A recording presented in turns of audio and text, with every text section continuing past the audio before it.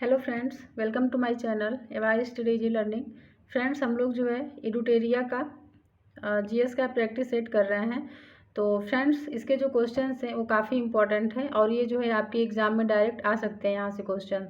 Friends, अगर आप जो है आरओ की तैयारी कर रहे हैं 2023 की, जिसका नोटिफिकेशन बहुत जल्द आने वाला है, तो आप जो है हमारे इसी चैनल पर हिंदी की जो है टेस्ट सीरीज़ कराई जा रही है। तो जो भी सिलेबस है आरओ का टॉपिक वाइज जो है यहाँ पे उसको जो है कराया जा रहा है। तो आप फ्रेंड्स इस चैनल पे जाके जो है वहाँ से देख सकते हैं। और फ्रेंड्स, अगर आप जो है हमारा चैनल सब्सक्राइब नहीं किए हैं तो प्लीज़ आप सब्सक्राइब कर लीजिए इसको। और जो है फ्रेंड्स, इसको जो है लाइक शेयर ज़रूर करिएगा और कमेंट करके भी आप बता सकते हैं कि क्या इसमें हम ऐड कर सकते हैं और जो है क्या कर सकते हैं। तो फ्रेंड्स, चलिए अब जो है हम लोग जो आज का ये सेट है उसको यहाँ पे करते हैं। तो चलिए फ्रेंड्स, जो पहला क्वेश्चन है हम लोग यहाँ पे देखते हैं। इसमें कह रहा है कि भारत में लोकतंत्र इस तथ्य पर आधारित है कि, तो बताना है कि जो भारत का लोकतंत्र है वो किस तथ्य पर आधारित है। तो यहाँ पे हो जाएगा जनता को सरकारों को चुनने तथा बदलने का अधिकार प्राप्त है। ठीक है, तो इसका आंसर बी हो जाएगा। चलिए दूसरा क्वेश्चन देखते हैं हम लोग यहाँ पे। इसमें कह रहा है भारत में संसदीय सरकार की निम्नलिखित विशेषताएं हैं। तो बताना है कि भारत में संसदीय सरकार की जो इसमें से कौन कौन सी विशेषताएं दी गई हैं। तो इसमें पहला है मंत्रिपरिषद सामूहिक रूप से उच्च सदन के प्रति उत्तरदायी होती है। और दूसरा है कि बगैर सांसद बने कोई व्यक्ति केवल 6 माह तक मंत्री पद पर रह सकता है। तीसरा है मंत्री अपना पद संभालने से पहले लोकसभा अध्यक्ष के समक्ष शपथ लेता है। और चौथा है भारत में राष्ट्रपति वास्तविक कार्यपालक है। तो चलिए देखते हैं इसमें जो है कौन सा सही है। तो फ्रेंड्स, इसका जो आंसर हो जाएगा ये हो जाएगा यहाँ पे केवल 2, डी जो है। ठीक है, इसमें पूछ रहा है कौन सा सही है, तो जो केवल 2 है, बगैर सांसद बने कोई व्यक्ति केवल 6 माह तक मंत्री पद पर रह सकता है। बाकी जो दिया हुआ है ये गलत दिया हुआ है यहाँ पे। ठीक है, तो चलिए अब हम लोग जो है चलते हैं नेक्स्ट क्वेश्चन की तरफ। तीसरा क्वेश्चन देखते हैं यहाँ पे। तो फ्रेंड्स, इसमें कह रहा है मूल अधिकारों से असंगत या उनकी अल्पीकरण करने वाली विधियों को संविधान के किस अनुच्छेद के अंतर्गत शून्य घोषित किया जाता है। तो फ्रेंड्स, ये जो है ये हो जाएगा अनुच्छेद 13।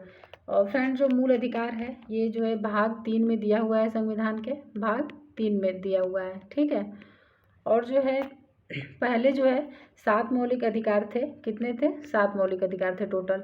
लेकिन अभी इस टाइम पे 6 बचे हुए हैं, क्योंकि जो 7वां था जो कि संपत्ति का अधिकार था, इसको जो है जो संपत्ति का अधिकार है इसको जो है 44वें संविधान संशोधन के द्वारा क्या किया गया था, मौलिक अधिकार से अलग कर दिया गया था। तो चलिए अब चलते हैं नेक्स्ट क्वेश्चन की तरफ। चौथा क्वेश्चन देखते हैं यहाँ पे। इसमें कह रहा है भारत के संविधान में अंतर्राष्ट्रीय शांति और सुरक्षा की अभिवृद्धि निम्नलिखित में से कहाँ उल्लेखित है। तो फ्रेंड्स, इसका जो आंसर है ये हो जाएगा यहाँ पे सी, यानी कि संविधान की राज्य के नीति निर्देशक तत्वों में। यानी कि जो अंतर्राष्ट्रीय शांति और सुरक्षा की जो अभिवृद्धि है ये कहाँ पे दिया गया है, तो संविधान की राज्य के नीति निर्देशक तत्वों में दिया गया है। ठीक है, बाकी जो नीति निर्देशक तत्व हैं तो ये जो है इसके आर्टिकल कितने हैं, तो ये हैं टोटल 36 to 51। ठीक है, 36 से 51 तक जो है वो क्या दिया हुआ है, नीति निर्देशक तत्व दिया हुआ है। और अंतर्राष्ट्रीय शांति और सुरक्षा की जो अभिवृद्धि है ये आर्टिकल जो है किसमें है, 51 में है। ठीक है, आर्टिकल 51 में है। चलिए अब नेक्स्ट क्वेश्चन देखते हैं। इसमें है प्रथम पृथ्वी सम्मेलन कहाँ आयोजित किया गया था। तो जो प्रथम पृथ्वी सम्मेलन जो हुआ था ये रियो डी जेनेरियो में आयोजित किया गया था। ठीक है, कहाँ पे, रियो डी जेनेरियो में आयोजित किया गया था। और जो प्रथम पृथ्वी सम्मेलन है ये कब हुआ था, तो ये हुआ था 1992 में। 1992 में हुआ था। नेक्स्ट क्वेश्चन है किस महाद्वीप को मानव जाति का जन्म स्थल माना जाता है। तो इसका जो आंसर है ये हो जाएगा अफ्रीका को जो है मानव जाति का जन्म स्थल माना जाता है। अफ्रीका में जो कुल देश हैं वो कितने हैं, 54 हैं। 54 देश हैं।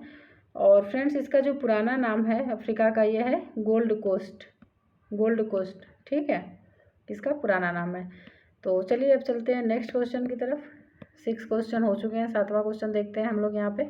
तो इसमें कह रहा है प्रमुख पर्वत एवं उसके सर्वोच्च बिंदु का सही मिलान कौन नहीं है। तो नहीं ये बताना हमको। तो ये हो जाएगा यहाँ पे डी। आल्प्स जो है इसके आगे एल्ब्रूस लिखा हुआ है तो ये गलत है। यहाँ पे क्या हो जाएगा, यहाँ पे हो जाएगा ब्लैक माउंट, यहाँ पे हो जाएगा माउंट ब्लैंक, ठीक है, ब्लैंक हो जाएगा। तो जो आल्प्स पर्वत है इसका जो सर्वोच्च बिंदु है ये क्या है, माउंट ब्लैंक, और ये जो है फ्रांस में स्थित है, ये जो है फ्रांस में स्थित है, ठीक है। बाकी जो हिमालय का सर्वोच्च बिंदु है ये एवरेस्ट हो जाएगा, एंडीज का एकांकागुआ, और रॉकी का माउंट मैरी एल्बर्ट। चलिए फ्रेंड्स, अब हम लोग जो है नेक्स्ट क्वेश्चन देखते हैं, 8वां। इसमें कह रहा है निम्न में से कौन सा ग्रह बिना उपग्रह के हैं। तो बिना उपग्रह का कौन सा ग्रह है हमें ये बताना है। तो इसमें है शुक्र, वरुण, मंगल और बुध। तो फ्रेंड्स यहाँ पे जो दिया हुआ है शुक्र और जो है बुध, शुक्र और बुध के कोई भी उपग्रह नहीं है, ठीक है। तो ये हो गया। अब चलिए हम लोग चलते हैं नेक्स्ट क्वेश्चन की तरफ। 9th जो क्वेश्चन है उसको यहाँ से देखते हैं। तो फ्रेंड्स इसमें क्वेश्चन है कि ग्लोब पर किस वृत्त को वृहत वृत्त कहा जाता है। तो जो ग्लोब पर जो वृहत वृत्त कहलाता है यह है विषुवत रेखा, ठीक है, विषुवत रेखा इसका आंसर हो जाएगा।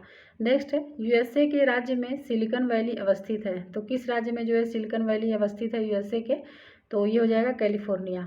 कहाँ पे, कैलिफोर्निया में अवस्थित है। चलिए अब नेक्स्ट क्वेश्चन देखते हैं हम लोग, 11 नंबर का जो क्वेश्चन है। तो इसमें कह रहा है कि इलेक्ट्रोमैग्नेटिक तरंगें कैसे बनती हैं। तो जो इलेक्ट्रोमैग्नेटिक तरंगें हैं ये जो हैं फोटॉन की गति के कारण बनती हैं, ठीक है, फोटॉन की गति के कारण बनती हैं। चलिए अब नेक्स्ट देखते हैं, इसमें संगोला की संधि कब हुई। तो फ्रेंड जो संगोला की संधि हुई थी ये जो है यहाँ पे हुई थी 1750 ईस्वी में। कब हुई थी, 1750 ईस्वी में हुई थी। और जो संगोला की संधि है ये मराठा छत्रपति, ये जो हुई थी मराठा छत्रपति राजा राम द्वितीय और जो है और बालाजी बाजीराव के बीच हुई थी, ठीक है, बालाजी बाजीराव के बीच हुई थी। तो ये भी याद रखिएगा कि संगोला की संधि जो है किसके बीच हुई थी और कब हुई थी। नेक्स्ट क्वेश्चन है 13 नंबर का जो क्वेश्चन है वो देखते हैं हम लोग। तो फ्रेंड्स इसमें कह रहा है कि सूची 1 को सूची 2 से मिलान करना है। तो चलिए देखते हैं हम लोग कि क्या होगा इसका आंसर। पहला है कि रक्त प्लाज्मा, एल्बुमिन, ग्लोब्यूलिन, फाइब्रिनोजेन। तो चलिए इसका हम लोग मिलान करते हैं कि यहाँ पे क्या हो जाएगा। तो यहाँ पे जो है रक्त प्लाज्मा जो है ये हल्के पीले रंग का तरल पदार्थ होता है, हल्के पीले रंग का तरल पदार्थ होता है। और जो एल्ब्यूमिन है ये हो जाएगा ऑस्मेटिक दाब स्थापित करना, ऑस्मेटिक दाब स्थापित करना। और जो सी है ग्लोब्यूलिन, तो ये हो जाएगा संक्रामक रोगों से रक्षा करता है ये। और जो फाइब्रिनोजेन है तो ये क्या हो जाएगा, रक्त का स्कंदन करता है। तो चलिए देखते हैं हम लोग किसमें है। तो ए का 3 हो जाएगा और बी का 4 हो जाएगा। तो ए का 3 एक में ही है तो ये हो जाएगा ए, यानी कि 13 नंबर का जो क्वेश्चन है इसका ए ऑप्शन सही है। चलिए नेक्स्ट क्वेश्चन देखते हैं हम लोग अब, 14 नंबर का जो क्वेश्चन है। इसमें कह रहा है भारत के सर्वोच्च न्यायालय का मूल अधिकार क्षेत्र निम्नलिखित है। तो बताना है कि कौन सा है। तो ये हो जाएगा भारत सरकार और एक या अधिक राज्यों के बीच विवाद। भारत सरकार और एक या अधिक राज्यों के बीच विवाद जो है भारत के सर्वोच्च न्यायालय का मूल अधिकार क्षेत्र है। अब चलिए 15वां क्वेश्चन देखते हैं। किसी राज्य में अधिकतम कितने समयावधि तक राष्ट्रपति शासन लागू रह सकता है। तो फ्रेंड्स इसका जो आंसर हो जाएगा ये हो जाएगा 3 वर्ष। 3 वर्ष तक जो है अधिकतम राष्ट्रपति शासन लागू रह सकता है। और जो राष्ट्रपति शासन है ये जो है आर्टिकल 356 में है, ठीक है, 356 में दिया हुआ है। चलिए अब नेक्स्ट क्वेश्चन देखते हैं हम लोग यहाँ पे 16 नंबर। इसमें कह रहा है चेलना एवं बिंबिसार के विवाह का विवरण कहाँ मिलता है। तो बताना है कि कहाँ भी मिलता है चेलना एवं बिंबिसार के विवाह का विवरण। तो फ्रेंड्स इसका आंसर हो जाएगा ललित विस्तार में, ठीक है, कहाँ भी मिलता है, ललित विस्तार में। नेक्स्ट क्वेश्चन है एकमात्र बौद्ध सभा जिसका आयोजन बिहार में नहीं किया गया था। तो जो बिहार में जो बौद्ध सभा जो आयोजित नहीं हुई थी वो कौन सी थी। तो वो हो जाएगी चतुर्थ, क्योंकि ये जो है कश्मीर में हुई थी, कुंडलवन में, ठीक है। चतुर्थ जो है वो बिहार में नहीं हुई थी। चलिए फ्रेंड्स अब हम लोग जो है नेक्स्ट क्वेश्चन देखते हैं यहाँ से। इसमें है भारत में हीरा धारण करने वाला क्षेत्र कौन सा रॉक सिस्टम है। तो फ्रेंड्स भारत में हीरा धारण करने वाला जो रॉक सिस्टम है ये यहाँ पे हो जाएगा विंध्यन। ठीक है। नेक्स्ट क्वेश्चन है, प्रथम जैन महासभा का आयोजन कहाँ किया गया था? प्रथम जैन महासभा का आयोजन कहाँ किया गया था? तो फ्रेंड्स इसका जो आंसर हो जाएगा यहाँ पे ये हो जाएगा पाटलिपुत्र में। तो प्रथम जैन महासभा का आयोजन जो है वो कहाँ पे हुआ था? पाटलिपुत्र में हुआ था। और इसके अध्यक्ष कौन थे? प्रथम जैन महासभा के का जो आयोजन हुआ था उसके अध्यक्ष जो थे वो स्थूलभद्र थे, स्थूलभद्र। और फ्रेंड जो दूसरी जो जैन महासभा हुई थी दूसरी, तो वो जो है कहाँ पे हुई थी? तो वो जो है सेकेंड जो हुई थी वो वल्लभी में हुई थी। कहाँ पे? वल्लभी में हुई थी। और इसकी जो अध्यक्षता है वो क्षमा श्रवण ने किया था, क्षमा श्रवण ने। ठीक है। तो चलिए याद रखिएगा, प्रथम और द्वितीय जैन महासभा का जो आयोजन हुआ था दोनों ध्यान रखिएगा। चलिए अब नेक्स्ट क्वेश्चन देखते हैं हम लोग, 20वां क्वेश्चन जो है। तो यहाँ पे कह रहा है कि किस वंश के शासकों ने ब्राह्मणों एवं बौद्ध भिक्षुओं को भूमि अनुदान देने की प्रथा प्रारंभ की? तो फ्रेंड्स ये थे सातवाहन वंश, ये थे सातवाहन वंश। नेक्स्ट क्वेश्चन है, एल्काइन का आणविक सूत्र होता है? तो एल्काइन जो है उसका जो आणविक सूत्र है ये हो जाएगा यहाँ पे CnH2n-2। तो ये जो है याद कर लीजिएगा। नेक्स्ट है, कोशिका विभाजन के किस अवस्था में क्रोमोसोम स्पष्ट दिखाई देता है? तो जो क्रोमोसोम है वो जो है स्पष्ट रूप से मध्यावस्था में दिखाई देता है। ठीक है, मध्यावस्था में दिखाई देता है। नेक्स्ट क्वेश्चन है हम लोग देखते हैं, 23वां क्वेश्चन जो है उसको देखते हैं। यहाँ पे कह रहा है गुरुत्वाकर्षण नियतांक का विमीय सूत्र क्या है? तो जो गुरुत्वाकर्षण नियतांक है इसको शॉर्ट में जी बोलते हैं। तो इसका जो विमीय सूत्र है ये हो जाएगा यहाँ पे m-1 L3 और t पे -2। तो इसको आप लोग याद कर लीजिएगा, ये ऐसे ही पूछ लेता है एग्जाम में। नेक्स्ट क्वेश्चन है, पेंटागोनिया मरुस्थल किस महादेश में अवस्थित है? तो फ्रेंड्स ये जो पेंटागोनिया मरुस्थल है ये जो है दक्षिण अमेरिका में स्थित है। कहाँ पे स्थित है? दक्षिण अमेरिका में। नेक्स्ट क्वेश्चन है, फॉकलैंड की जलधारा किस प्रकार की जलधारा है? तो जो फॉकलैंड की जो जलधारा है ये है ठंडी जलधारा है। ठीक है, ठंडी जलधारा है। चलिए अब नेक्स्ट क्वेश्चन देखते हैं हम लोग यहाँ से 26 नंबर का। तो इसमें कह रहा है कि डीएनए की श्रृंखलाएँ बंधी होती हैं, तो किससे बंधी होती है ये बताना है हमको यहाँ पे। तो जो डीएनए की श्रृंखलाएँ हैं ये हाइड्रोजन बंध से बंधी होती है, हाइड्रोजन बंध से। ठीक है। चलिए नेक्स्ट क्वेश्चन देखते हैं, कौन सा पदार्थ पौधों के लिए एक सूक्ष्म पोषक होता है? तो यहाँ पे इसका जो आंसर हो जाएगा ये हो जाएगा बोरान। बोरान जो है वो पौधों के लिए एक सूक्ष्म पोषक होता है। नेक्स्ट है, थ्रोम्बिन का काम क्या है? तो जो थ्रोम्बिन है इसका जो काम है यहाँ पे ये हो जाएगा रक्त जमने में इसका यूज होता है। थ्रोम्बिन जो है रक्त जमने में सहयोग करता है। नेक्स्ट क्वेश्चन है 29 क्वेश्चन देखते हैं यहाँ पे। तो इसमें कह रहा है प्रित्जकर पुरस्कार किस क्षेत्र में दिया जाता है? तो फ्रेंड्स ये जो पुरस्कार है ये वास्तुकला के क्षेत्र में दिया जाता है। किस में? वास्तुकला के क्षेत्र में दिया जाता है। नेक्स्ट है, निम्नलिखित में से भारत की सुदूर दक्षिणी पहाड़ी कौन सी है? तो जो भारत की सुदूर दक्षिणी जो पहाड़ी है ये है कार्डेमम पहाड़ी, कार्डेमम पहाड़ी। तो चलिए फ्रेंड्स अब हम लोग जो है नेक्स्ट क्वेश्चन देखते हैं यहाँ पे। तो यहाँ पे किस संविधान संशोधन अधिनियम द्वारा यह प्रावधान किया गया कि राष्ट्रपति राष्ट्रीय आपातकाल की उद्घोषणा केवल मंत्रिमंडल की लिखित सिफारिश प्राप्त होने पर ही कर सकता है? तो फ्रेंड्स इसका जो आंसर है ये हो जाएगा यहाँ पे 44वें संविधान संशोधन के द्वारा जो है यह प्रावधान किया गया है। नेक्स्ट क्वेश्चन है, नाबार्ड की स्थापना किस समिति की संस्तुति पर हुई है? तो फ्रेंड जो नाबार्ड की स्थापना जो हुई थी ये शिवरामन समिति की संस्तुति पे हुई थी। किस पे? शिवरामन समिति। और फ्रेंड जो नाबार्ड है तो नाबार्ड का फुल फॉर्म क्या है? तो ये जो है national bank for agriculture and rural development. ठीक है। और जो नाबार्ड की स्थापना हुई थी ये जो है कब हुई थी? तो 1982 में हुई थी, 1982 में हुई थी।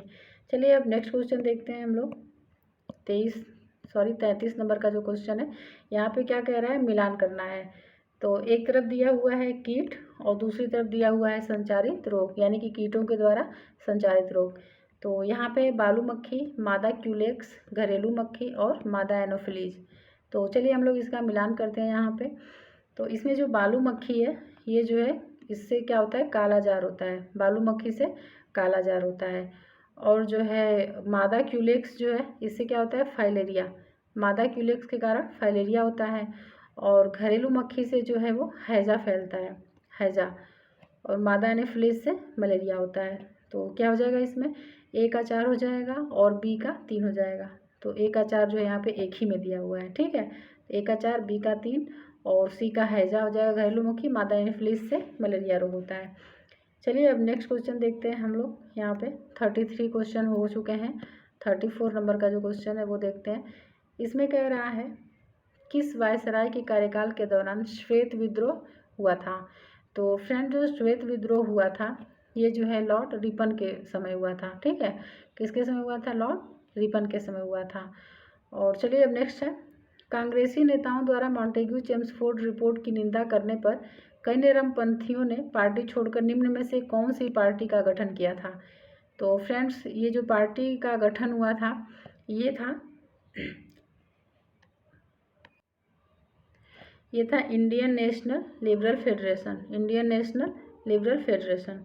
चलिए अब नेक्स्ट क्वेश्चन देखते हैं हम लोग 36। इसमें कह रहा है निम्नलिखित में से किसने वर्नाक्युलर प्रेस एक्ट निरस्त किया था। तो वर्नाक्युलर प्रेस एक्ट जो है वो किसने निरस्त किया था, तो ये लॉर्ड रिपन ने निरस्त किया था। और ये वर्नाक्युलर प्रेस एक्ट जो है वो लाया किसने था, तो ये जो है लॉर्ड लिटन लाया था। कौन लाया था, लॉर्ड लिटन, ठीक है, लॉर्ड लिटन। और कब लाया था ये जो है कब एक्ट पारित किया गया था, तो 1878 में, 1878 में। चलिए अब नेक्स्ट क्वेश्चन देखते हैं। इसमें कह रहा है रामोसी आंदोलन भारत के किस भाग में हुआ था। तो जो रामोसी आंदोलन है ये जो है पश्चिमी तट पर हुआ था, ठीक है। महाराष्ट्र वगैरह जो साइड है पश्चिमी तट पर हुआ था रामोसी आंदोलन। और जो रामोसी आंदोलन है ये हुआ कब था, तो जो रामोसी आंदोलन है ये 1822 में हुआ था, 1822 में। और रामोसी आंदोलन के नेतृत्वकर्ता कौन थे, तो ये थे चित्तौड़ सिंह।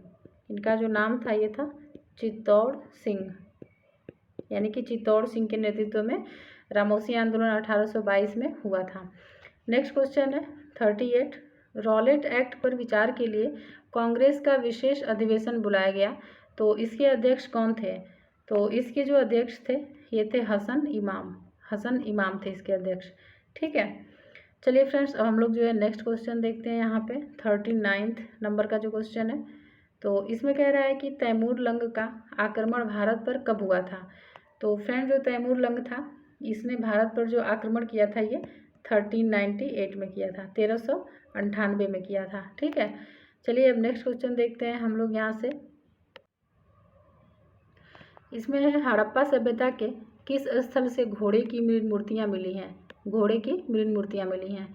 तो ये जो मिली हैं ये रंगपुर से मिली हैं, कहाँ से, रंगपुर से मिली हैं। नेक्स्ट क्वेश्चन है वैदिक काल में सोम देवता को किससे संबंधित माना जाता है। तो जो सोम देवता हैं उनको जो है वनस्पति के देवता से संबंधित माना जाता है, वनस्पति के देवता से। नेक्स्ट क्वेश्चन है जैन धर्म के तीसरे तीर्थंकर कौन थे। तो जैन धर्म के जो तीसरे तीर्थंकर थे ये जो थे संभवनाथ थे। क्या नाम था इनका, संभवनाथ। और पहले कौन थे, तो जो पहले थे ये ऋषभदेव थे, ऋषभदेव, ठीक है। पहले जो थे वो ऋषभदेव थे। चलिए अब नेक्स्ट क्वेश्चन देखते हैं हम लोग 43 क्वेश्चन जो है उसको देखते हैं। इसमें कह रहा है कि किस सुल्तान के काल में खालसा भूमि अधिक पैमाने पर विकसित हुई। तो फ्रेंड जो खालसा भूमि थी वो सबसे ज़्यादा जो है वो अलाउद्दीन के समय में विकसित हुई थी, अलाउद्दीन के समय में। इस पर जो है डायरेक्ट अधिकार होता था सुल्तान का, ठीक है। तो ये जो है इसका आंसर हो जाएगा अलाउद्दीन खिलजी। चलिए नेक्स्ट क्वेश्चन देखते हैं तबकात ए नासिरी के लेखक कौन थे। तो जो तबकात ए नासिरी है उसके जो लेखक थे ये थे मिन्हाज उस सिराज, मिन्हाज उस सिराज थे। तो चलिए अब नेक्स्ट क्वेश्चन देखते हैं हम लोग 45। इसमें कह रहा है हीमोसाइटोमीटर, हीमोसाइटोमीटर का प्रयोग किसके लिए किया जाता है। तो फ्रेंड्स ये जो हीमोसाइटोमीटर है इसका प्रयोग जो है वो रक्त कोशिकाओं की गिनती के लिए किया जाता है, रक्त कोशिकाओं की गिनती के लिए किया जाता है। नेक्स्ट है, एक डायनेमो जिसे बिजली उत्पन्न करने के लिए जाना जाता है, तो वास्तव में ये जो है क्या कार्य करता है। तो फ्रेंड्स, ये जो डायनेमो है ये रियल में जो काम करता है ये हो जाएगा ऊर्जा का कन्वर्टर करता है। ठीक है, ऊर्जा का कन्वर्टर करता है। नेक्स्ट क्वेश्चन है 47। इसमें कह रहा है कि यदि 100 वाट के बल्ब प्रतिदिन 10 घंटे जलाए जाएँ तो प्रत्येक दिन कितने यूनिट विद्युत ऊर्जा व्यय होगी। तो फ्रेंड्स, इसका जो आंसर हो जाएगा ये हो जाएगा यहाँ पे 1 यूनिट। ठीक है, 1 यूनिट विद्युत ऊर्जा जो है वो व्यय होगी। नेक्स्ट है, कार्बन डेटिंग का प्रयोग किसकी उम्र निर्धारण के लिए किया जाता है। कार्बन डेटिंग का प्रयोग, तो इसका जो प्रयोग है वो यहाँ पे किया जाता है फॉसिल्स की जो एज होती है उसका निर्धारण कार्बन डेटिंग से किया जाता है। नेक्स्ट क्वेश्चन है 49। इसमें कह रहा है क्रय शक्ति क्षमता के आधार पर निम्न में से किस देश की अर्थव्यवस्था का विश्व में पहला स्थान है। तो क्रय शक्ति क्षमता के आधार पर जो पहले स्थान पे है ये है चीन। इसका आंसर हो जाएगा चीन। चलिए अब नेक्स्ट क्वेश्चन देखते हैं हम लोग। किस पंचवर्षीय योजना में मानव संसाधन के विकास को सर्वोच्च प्राथमिकता दी गई थी। तो ये जो पंचवर्षीय योजना थी ये थी आठवीं पंचवर्षीय योजना में मानव संसाधन के विकास को सर्वोच्च प्राथमिकता दी गई थी। तो फ्रेंड्स, ये थे हमारे आज के टोटल 50 क्वेश्चंस। तो चलिए फ्रेंड्स, आप लोग इसको अच्छे से करते रहिए और जो है पीछे जो कराए गए हैं क्वेश्चंस उसको भी आप लोग रिवीजन करते रहिएगा। तो फ्रेंड्स, चलिए कल मिलते हैं हम लोग नेक्स्ट प्रैक्टिस सेट के साथ। तो वीडियो देखने के लिए फ्रेंड्स धन्यवाद।